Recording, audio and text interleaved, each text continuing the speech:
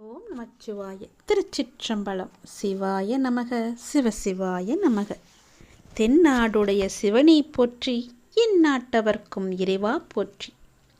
என் அன்பான ஆன்மீக நெஞ்சங்களுக்கும் ஈசனின் பிள்ளைகளுக்கும் என் அன்பான வணக்கங்கள்.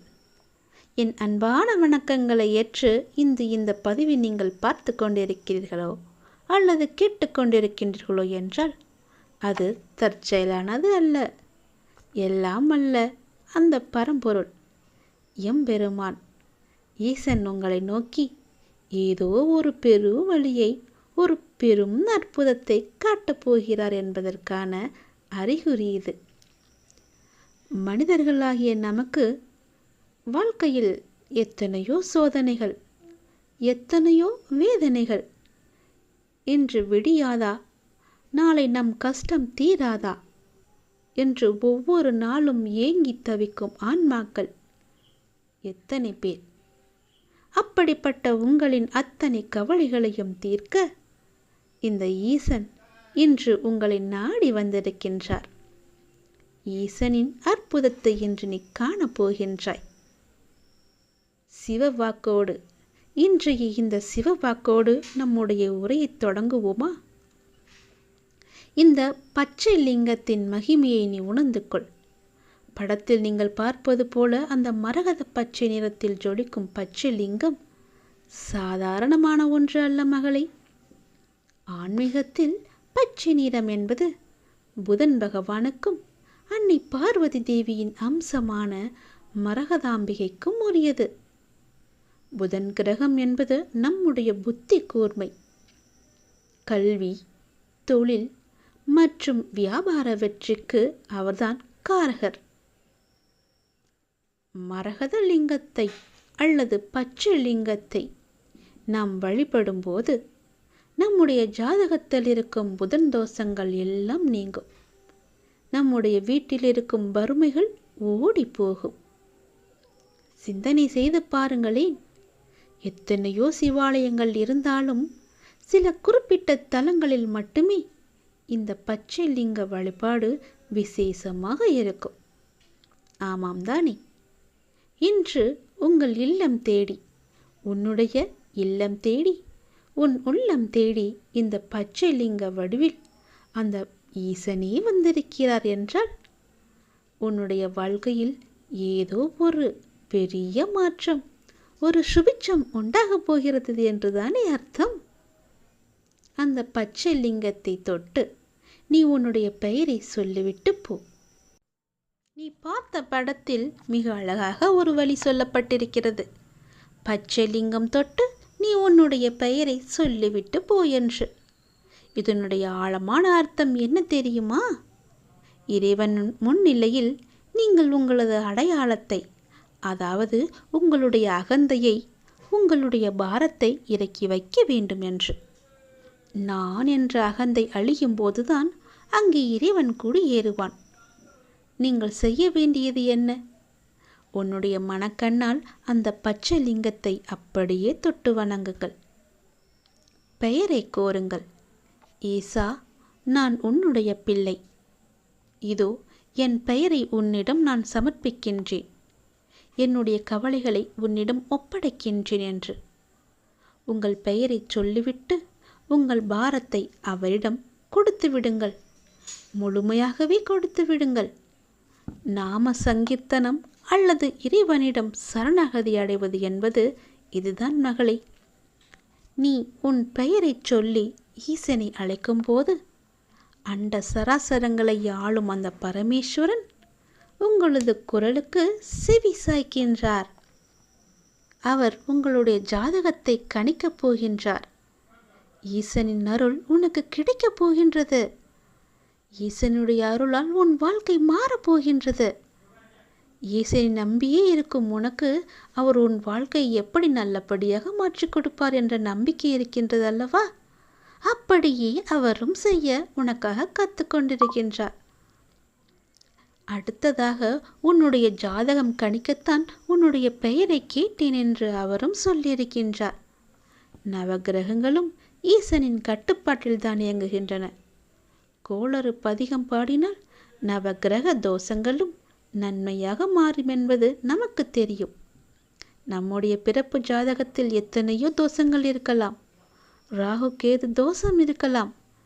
7 சனி அல்லது அஷ்டம சனியால் தடைகள் இருக்கலாம். திருமண தடை, புத்திர பாக்கியமின்மை, தீராத கடன் கூட தொல்லையாக இருக்கலாம். ஆனால் எப்போது நீங்கள் ஈசனின் திருவடிகளை சரணடைந்து உங்கள் பெயரை சொல்லி அவரிடம் முறையிடுகின்றீர்களோ அப்போதே உங்கள் ஜாதகத்தில் இருக்கும் அத்தனை கெட்ட நேரங்களையும் மாற்றி எழுதக்கூடிய சக்தி எம்பெருமான் அந்த சிவபெருமானுக்கு உண்டு. பிரம்மன் எழுதிய தலையெழுத்தையே மாற்றியவர் நம்முடைய எம்பெருமான் ஈசன். எனவே உங்கள் ஜாதக கட்டங்கள் எப்படி இருந்தாலும் சரி, இனி வரப்போகும் காலங்கள் எப்படி இருந்தாலும் சரி, எல்லாவற்றையுமே உனக்கு சாதகமாக நன்மைகள் நிறைந்ததாக மாறப்போவதைதான் இதை உனக்கு உணர்த்ததாகத்தான் உன்னுடைய பெயரை கூறக்கூடியிருக்கிறார். என் அன்பு குழந்தையே, இந்த 30 நிமிட ஆன்மீக பயணத்தில் நாம் புரிந்து கொண்டது ஒன்றே ஒன்றுதான். நம்பிக்கை எங்கே இருக்கின்றதோ அங்கே அற்புதம் நடக்கும். இன்று முதல் உன்னுடைய கவலைகளை எல்லாம் மறந்து விடுங்கள். இந்த பச்சை லிங்க நாதரின் பாதங்களில் உங்கள் பாரத்தை இறக்கி வைத்துவிட்டு உன்னுடைய கடமைகளை நேர்மையோடு செய்யுங்கள். உன்னுடைய ஜாதகத்தில் உள்ள தடைகள் அனைத்தும் பனி போல விலகப் போகிறது. ஓம் நமச்சிவாய வாழ்க. அந்தனர் வானவர் ஆணினும் வீழ்க தன்புணல் வேந்தனும் ஓங்குக. ஆழ்க தீயதெல்லாம் அரண் நாமமே சூழ்க வையகமும் துயத்தீர்க்கவே. இந்த ஈசனின் அற்புதம் உங்கள் வாழ்வில் மலரப் போகின்றது. அந்த எம்பெருமான் சிவபெருமானின் அருள் உன்னுடைய குடும்பத்தில் உள்ள அனைவருக்கும் எப்போதும் கிடைக்கப் போகிறது. உன்னுடைய பெயரை நீ சொல்லிவிட்டு போ. உன்னுடைய ராசிப்படி உன்னுடைய ஜாதகத்தை நான் கணித்து சொல்கிறேன். ஓம் நமச்சிவாய. திருச்சிற்றம்பலம். சிவாய நமக. சிவசிவாய நமக. நீ தோற்றுக்கொண்டே இருந்தாலும் நீ கவலைப்படக்கூடாது. நீ கவலைப்படாதே. நிச்சயம் ஒரு நாள் வெற்றி பெறுவாய் என்ற மனதில் உறுதியை மட்டும் வை. உன்னுடைய கனவுகள் எல்லாமே நனவாகும் காலம் வந்துவிட்டது. இனியும் நீ கவலைப்பட வேண்டிய அவசியமே இல்லை. தோற்றுக்கொண்டே இருக்கிறோமே என்று ஒரு நொடி கூட நினைக்காதே. உனக்கு வெற்றி வாய்ப்புகள் பல வந்து கொண்டே இருக்கின்றன வரிசையாக. உன்னை சுற்றி உள்ளவர்களின் உண்மை முகத்தை நீ பார்த்திருப்பாய். அது அவர்களின் கரும வினை. அவர்கள் மீது நீ கோபமோ எரிச்சலோ காட்டாதே. புன்னகையுடன் விலகியே இரு. இனி உனக்கு நல்ல காலம் ஆரம்பித்து விட்டது. நான் சொல்கிறேன். உன்னை பெற்றெடுத்த தகப்பன் நான் சொல்கிறேன். உனக்கு நல்ல காலம் நெருங்கிவிட்டது. உனக்கு துரோகம் இழைத்தவர்களுக்கு கர்ம வினையின்படி கெட்ட காலம் ஆரம்பித்து விட்டது. இதுவரை சதா காலமும் நீ துன்பத்தை நினைத்து கொண்டு இருந்ததால் தான் அதனுடைய தாக்கம் இன்று வரை உன் மனதிலும் உனக்குள்ளும் இருந்து கொண்டிருக்கிறது. இதை நீ மாற்ற இனி எப்போதுமே என்னுடைய நாமத்தை மட்டும் உச்சரித்து கொண்டே வா. அது உனக்குள்ளே ஒரு பெரிய மாற்றத்தை கொண்டு வரும். அந்த மாற்றம் உன்னை என்னிடத்திற்கு தானாகவே அழைத்து வரும். அப்போது உன்னை தூக்கி நான் துடைத்து உனது துன்பங்களுக்கான நிவாரணத்தை நானே வழங்குகின்றேன். நீ பல கர்ம வினைகளை ஏற்றுக்கொண்டு வந்திருப்பதால் தான் அவை அனைத்துமே இப்பொழுது செயலாக மாறி இன்பம் துன்பம் என்ற இரண்டையும் உனக்கு வரிசையாக அளித்து கொண்டிருக்கின்றன. இவை வரிசையாக ஒன்றன் பின் ஒன்றாக வந்து கொண்டே இருக்கின்றன. ஆனாலும் என்னுடைய துணை கொண்டு துன்பங்களை எல்லாம் சுலபமாக நொடி பொழுதில் நீ கடந்து விடுவாய். கடந்தும் செல்லலாம்.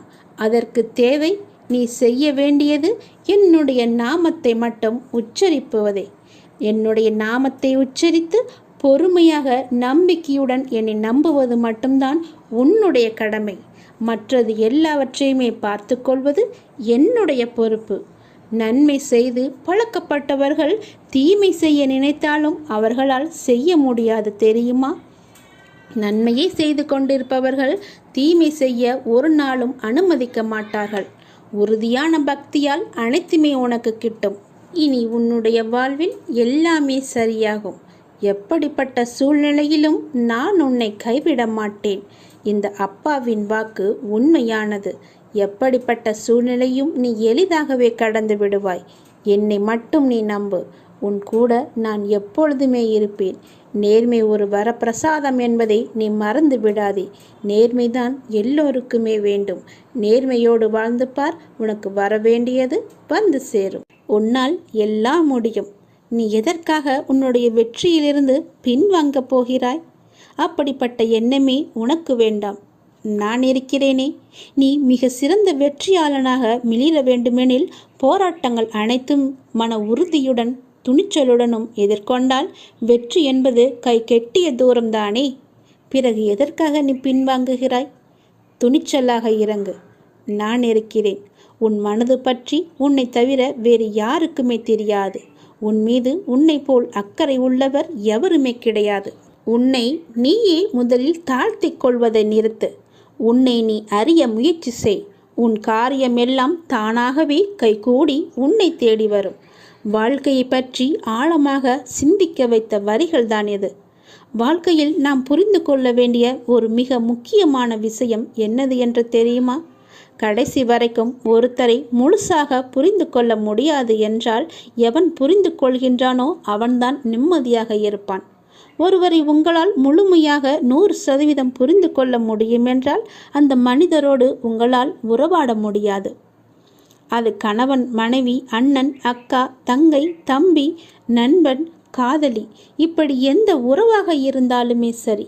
வாழ்க்கையின் சுவாரஸ்யமே அந்த புரிதலை நோக்கிய பயணத்தில் இருக்கக்கூடிய சுவாரஸ்யம்தான்.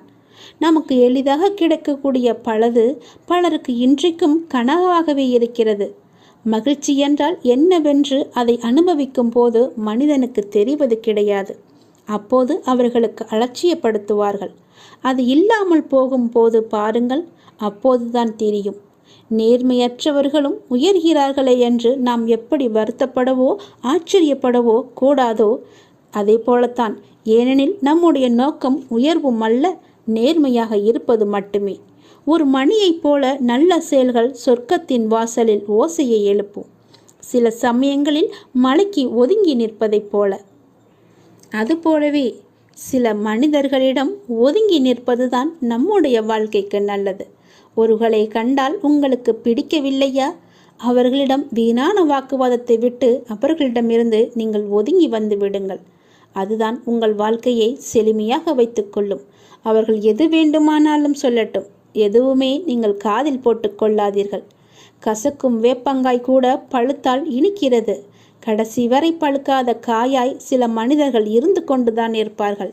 அவர்களை நம்மால் திருத்தவே முடியாது. என்ன செய்தாலும் அவர்களால் திருந்தவும் முடியாது. உன் தூய பக்தியினால் மட்டுமே நீ நினைத்தது நிச்சயமாகவே நிறைவேறும்.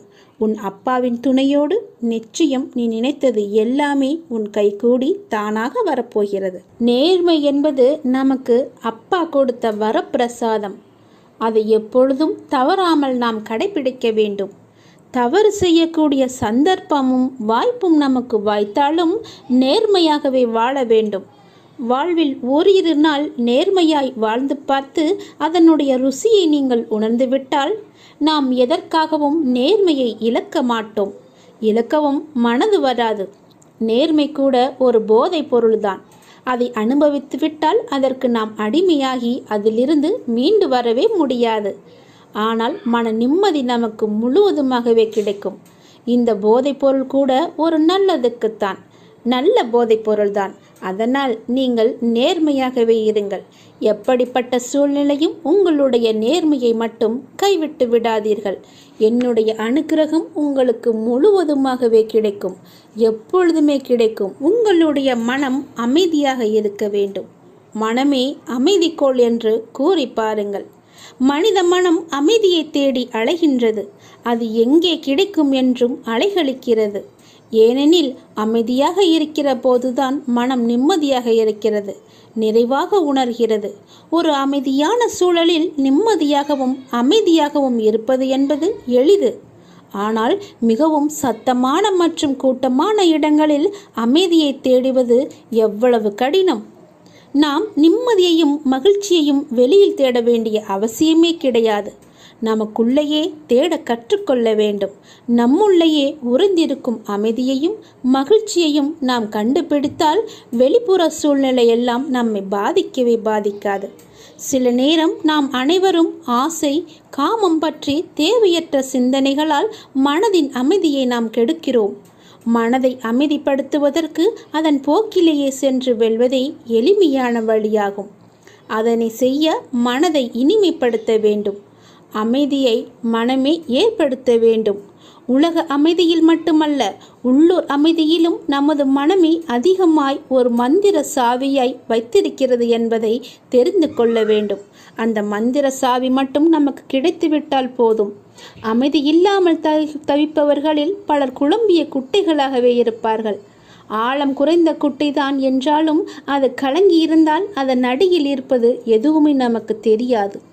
ஆனால் தெளிவாக இருக்கின்ற நீர்நிலை ஆழம் மிகுந்திருந்தாலும் அதன் அடியில் இருப்பவற்றை தெளிவாக பார்க்க முடியும். புற சூழல் எப்படி இருந்தாலும் அமைதி என்பது வெளியே இல்லை, நம் அகத்தில்தான் இருக்கிறது என்பதை நாம் புரிந்து கொள்ள வேண்டும். ஆம் சொந்தங்களே, அமைதி என்றால் நம்மை சுற்றி சிக்கல்கள் ஏதுமற்ற அமைதியான சூழல் அல்ல. மாறாக நம்மை சுற்றி அச்சுறுத்தும் சிக்கல்கள் இருந்தாலும் உள்ளத்தில் உணரும் அமைதியே உண்மையான அமைதி என்பதை நீங்கள் தெரிந்து கொள்ளுங்கள். நீங்கள் எதை செய்தாலும், நீங்கள் எங்கு இருந்தாலும் இதை எப்போதும் மனதில் வைத்து கொள்ளுங்கள். நீங்கள் செய்யும் எல்லாவற்றையுமே நான் எப்போதும் அறிவேன். எல்லாவற்றையுமே நான் பார்த்து கொண்டே இருக்கிறேன். எனது பக்தர்களுக்கு தீங்கு விளைவிக்க நான் ஒரு பொழுதுமே அனுமதிக்க மாட்டேன். இது நீ பிறக்கும் போது உள்ள ஜாதக கட்டம். அதில் உள்ள ராசியை வைத்து உனக்கான எதிர்காலம் எப்படி இருக்கும் என்பதை நான் சொல்ல வந்திருக்கிறேன். நீ செய்ய வேண்டியது எல்லாம் எது தெரியுமா? எனக்காக கொஞ்சம் நேரம் ஒதுக்கி இதை கேள். உன்னை பற்றி நான் முழுமையாக சொல்கிறேன். உன்னுடைய மனநிலை எப்படி இப்போது இருக்கிறது என்று நான் சொல்கிறேன். முழுமையாக எனக்காக நேரம் ஒதுக்கி கவனமாக கேள். நீ எங்கிருந்தாலும் நான் உன்னுடன் இருப்பேன். உன்னுடன் மட்டும்தான் இருப்பேன். நீ இப்போது எந்த நிலையில் இருக்கிறாய் தெரியுமா? இன்ப நிலை நீங்கி துன்ப சுமையை நீ சுமந்து கொண்டிருக்கிறாயே. அனுபவிக்க இன்னும் என்ன இருக்கிறது என்ற அளவில் துன்பத்தின் எல்லை வரை சென்றுவிட்டு வெறுமையாய் நின்று என் சன்னதியில் எனது முகத்தை உற்று பார்த்து அழுது கொண்டிருக்கிறாய். உன்னை நான் கண்டு கொள்ளவில்லை என்று நினைத்தும் கொண்டிருக்கிறாய். உன்னை கரிசனத்தோடு நான் கவனித்து கொண்டுதான் இருக்கிறேன். ஒவ்வொரு முறையும் உன்னை தைரியப்படுத்தி கொண்டுதான் வருகிறேன் என்பதை நீ நினைவுபடுத்திக்கொள். நான் உனக்கு ஒன்றும் செய்யவில்லை என்று மட்டும் நினைத்து விடாதே. உனக்கே தெரியாமல் நான் பல விதத்தில் உனக்கு உதவி கொண்டிருக்கிறேன். இன்னும் நீ கடந்து போக வேண்டிய தூரம் கொஞ்சம் மட்டும்தான் இருக்கிறது. அதுவரை எல்லையற்ற பொறுமையோடு நீ காத்திரு. உனக்கு மிகவும் பொறுமை தேவை. தீவிர நம்பிக்கையோடு உனது சுமையின் கணம் தெரியாமல் இருப்பதற்காக எனது நாமத்தை நீ உச்சரித்தபடியே இருக்க வேண்டும். எனது சத்தத்தை உணர்வுள்ள நீ கவனித்து கொண்டு அதன்படி நடந்து கொள். அப்போது உனக்கு ஆறுதல் கிடைக்கும், மன நிம்மதி கிடைக்கும். நீ இப்போது கவலைப்பட்டு கொண்டிருக்கிறாயே, அந்த கவலை உனக்கே தெரியாமல் காணாமல் போய்விடும். இருந்த இடம் தெரியாமல் போய்விடும். நீ எதை பற்றியுமே மனதில் வைத்து கொண்டு சஞ்சலப்பட்டு கொண்டிருக்காதே. நான் உன் கூடவே இருக்கிறேன். எது வந்தாலும் நான் பார்த்து கொள்கிறேன். என்னுடைய அருள் நான் உனக்கு தருகிறேன். என் அருள் முழுவதையும் ஆசீர்வாதத்தையும் நான் உனக்கு தருகிறேன். நான் உனக்கு அருள் செய்ய காத்து கொண்டிருக்கிறேன். இப்படியெல்லாம் நான் செய்யும்போது நீ எதற்காக வீணாக கவலைப்பட்டு கொண்டு உன்னை நீயே வருத்தி கொண்டிருக்கிறாய்? வேண்டாம் தங்கமே. வீசும் காற்றுக்கு அளவுகோல் தெரியாது. பாய்ந்து சுழன்று வரும் அலையான நீருக்கு அளவு கிடையாது. சுடர் கொண்டு எரியும் நெருப்புக்கு அளவை எட்ட முடியாது. பரந்த ஆகாயத்திற்கு எல்லை என்ற அளவுகோல் இல்லை. நீளம் என்ற பரந்த பூமிக்கு ஆழங்களின் அளவுகோல் இல்லை. நீ போகும் தூரத்திற்கும் கடக்கும் பாதைக்கும் உன் அனுபவங்களுக்கும் அளவுகோல் உண்டா? இவற்றுக்கே இல்லை என்ற போது உன் வெற்றியை மட்டும் உனக்கு அளவுகோல் வைத்தால் நான் கொடுப்பேன். உனக்கான எல்லாமே தக்க சமயத்தில் கொடுத்து நான் உன்னை வாழ வைப்பேன். உன்னுடைய பாதைகள் எல்லாமே தெளிவாகும் காலம் வந்துவிட்டது. பணிகள் படர்ந்து இருள் சூழ்ந்த கஷ்டங்கள் எல்லாமே விலகி போகப் போகிறது. உன் மனம் நொந்து போன விஷயங்கள் எல்லாமே இப்போது உன் மனம் மகிழ்ச்சி அடையும் அளவிற்கு இனிமேல் ஒன்றின் பின் ஒன்றாக நிகழப்போகிறது. நிம்மதி என்ற மலர் உன் வீட்டில் பூக்கப் போகிறது. உன் மனதில் மலரப் போகிறது.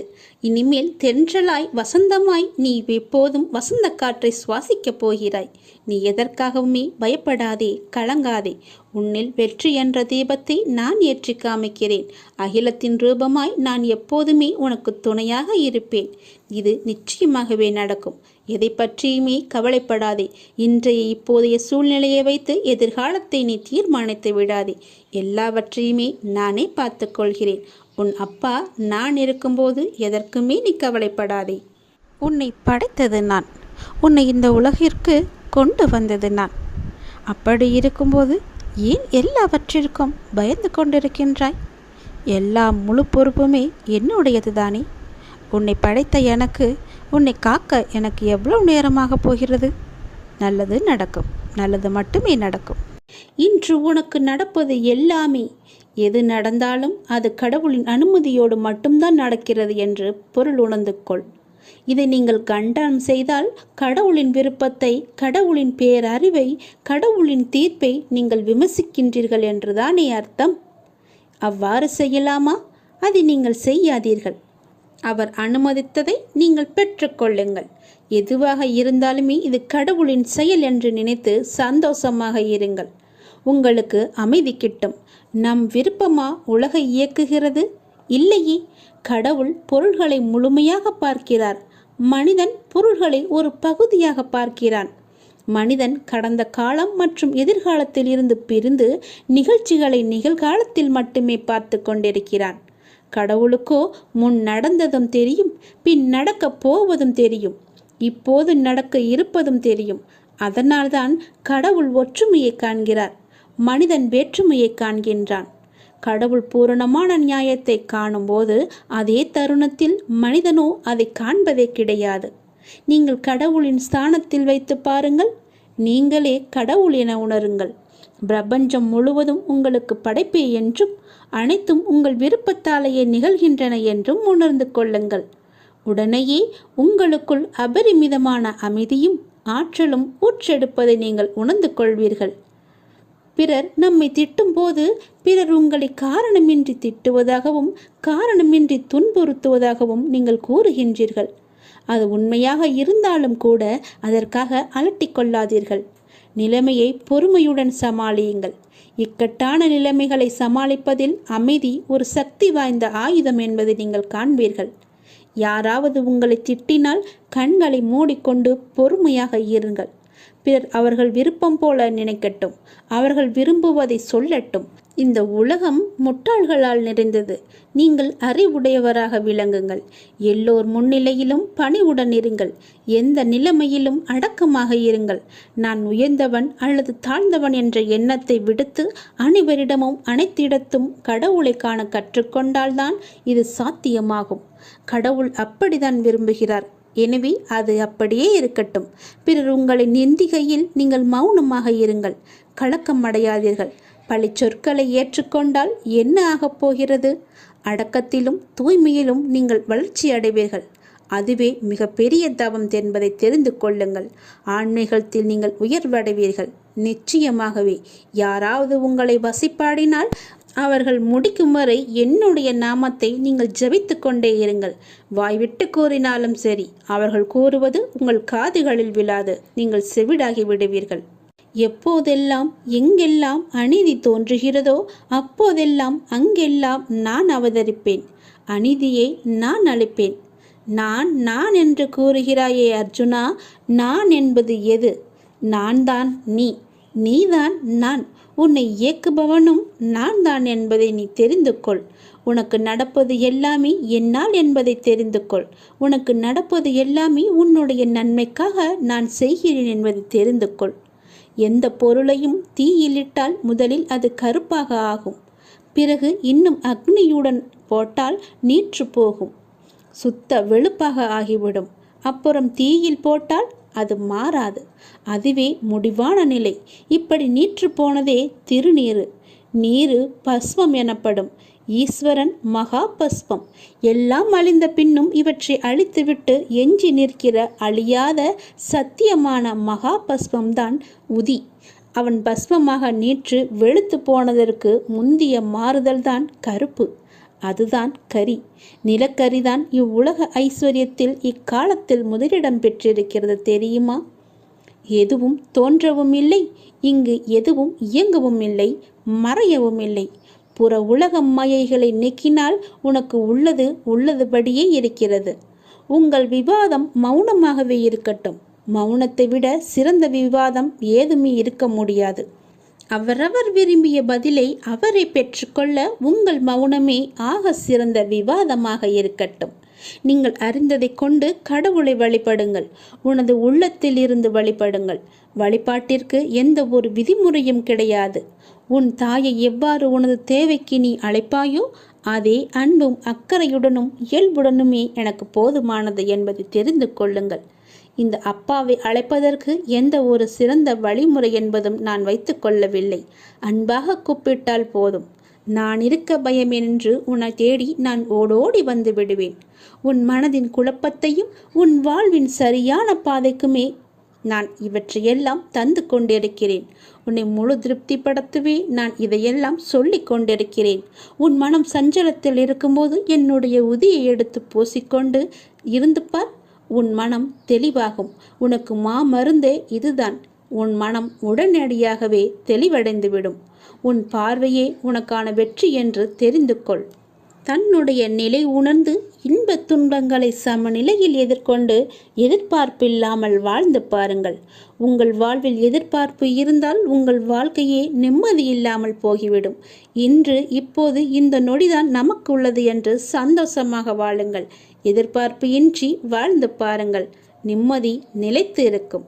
உன்னுடைய தூய்மையான பக்தியினால் நீ எல்லாவற்றையுமே பெற்று சந்தோஷமாகவே வாழ்வாய். நீ நினைத்த விஷயங்கள் எல்லாமே சீக்கிரமாகவே உனக்கு கிடைக்கும். நீ சந்தோஷமாகவே இரு. தினசரி எனக்காக தினசரி 5 நிமிடம் மற்றவர்களுக்காக பிரார்த்தனை செய்யும் பொழுது நம்முடைய எண்ணங்கள் நேர்மறையில் செயல்பட்டு நல்ல மாற்றங்களை நமக்குள்ளே கொண்டு வருகிறது.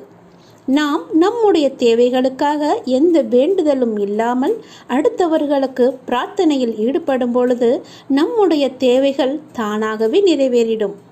யாராவது உன் கண் முன்னே கஷ்டப்பட்டு கொண்டிருந்தால் அவர்களுக்காக ஒரு 2 நிமிடமாவது அவர்களுக்காக வேண்டிக்கொள். அவர்களுடைய பெயரை என்னிடம் சொல்லிக்கொள். அது போதும். உன்னுடைய வேண்டுதல் தானாகவே நிறைவேறும். காலப்போக்கில் நமக்கு தேவை என்பதே இல்லாமல் நம்முடைய மனம் எப்பொழுதும் ஆழமான அமைதியில் அபரிமிதமான ஆசிகளுடனும் எப்பொழுதும் நிறைவாகவே இருக்கும். இப்படிப்பட்ட பிரார்த்தனையில் ஈடுபட எல்லோருக்குமே வாய்ப்பு அமைவதில்லை. ஆனால் நமக்கு இந்த வாய்ப்பு கொடுக்கப்பட்டிருக்கிறது. அதை நீ முறையாக முழுமையாகவே பயன்படுத்திக்கொள். இப்படிப்பட்ட பிரார்த்தனையில் ஈடுபட எல்லோருக்குமே வாய்ப்பை நாம் தரமாட்டேன்.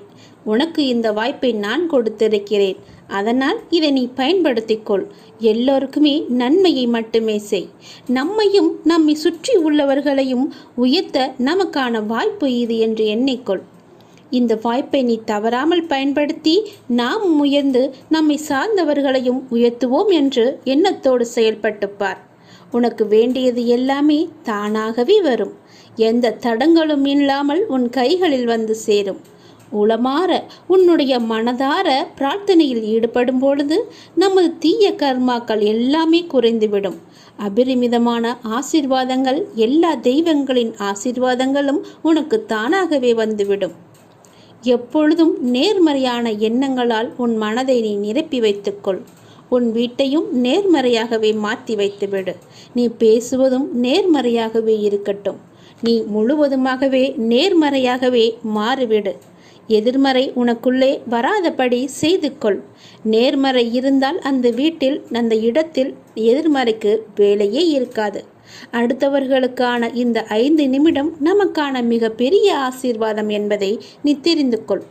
உணர்ந்து பயன்படுத்தி கொள்வதற்காக நான் உனக்கு இப்பொழுதே மனமார்ந்த நன்றிகளை நான் கூறிக்கொள்கிறேன். மற்றவர்களுக்காக நீ வேண்டுவதற்காக என்னுடைய நன்றி இது. ஏற்றுக்கொள். உங்கள் சிரமங்கள் அனைத்துமே விரைவிலேயே தீர்க்கப்படும். நிச்சயமாகவே தானாகவே எல்லாமே சரியாகும்.